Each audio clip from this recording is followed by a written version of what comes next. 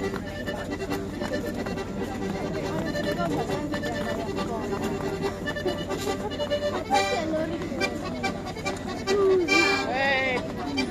una volta che sono tranquilla, c'è bisogno di andare sempre di scuola.